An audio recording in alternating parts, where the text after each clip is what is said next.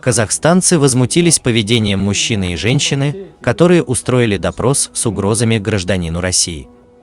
Мужчина несколько раз спросил молодого человека, кому принадлежат Крым и Донбасс.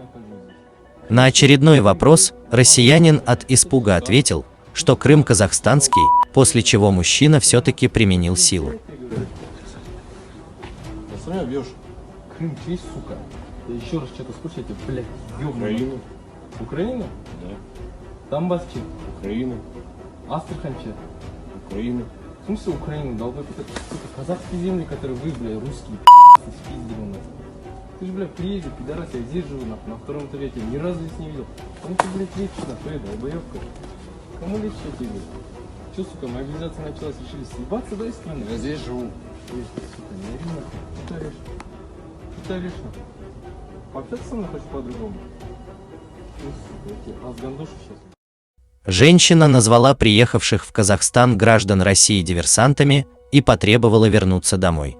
Она заявила, что будет их притеснять и говорить все, что захочет. Вот сейчас Каспий банк, вот стоят вот опять российские машины, здесь их толпа, вот эти от мобилизации, блядь, сбежавшие русские, вот. И вон они,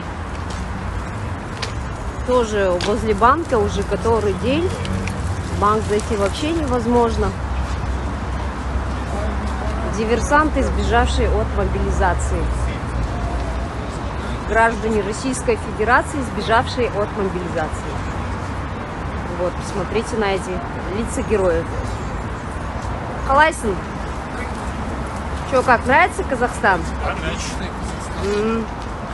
А что насчет того, что мы там чурки, мамбеты? Что вы здесь делаете? Ваши жены и дети там. А вы что здесь делаете? Они тоже здесь. А? Они тоже здесь. А нет, езжайте домой к себе. Чего вы сюда приехали? Вас никто не ждал. В гости приехали. Езжайте.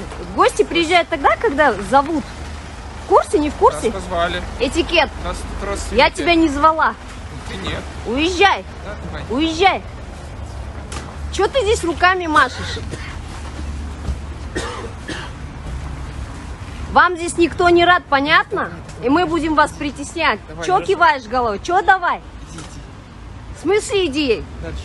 Я у себя дома, понятно? Хорошо, да, иди дальше. И не буду идти дальше. Я буду стоять там и буду говорить тебе все, что я захочу. Ты понял меня? Да. Чё да? Давай. Чё давай? В чем проблема? У тебя что, какие-то проблемы? Нас нет. А чё стоишь? Свою агрессию женщина оправдывает поведением русского мужчины, якобы он ухмылялся и отшучивался, провоцировал ее. Я автор видео, снятого возле этого банка, где я снимала незнакомых мне лиц, по сути, и тем самым вела себя очень агрессивно. Хочу сказать, что я перед всеми еще раз хочу извиниться, попросить искренние извинения и прощения за то, как я себя вела в тот день. На самом деле, кто меня много и близко знает, очень сильно на меня разозлились, обиделись и ругали меня за то, как я себя тогда вела. Я на самом деле не такая.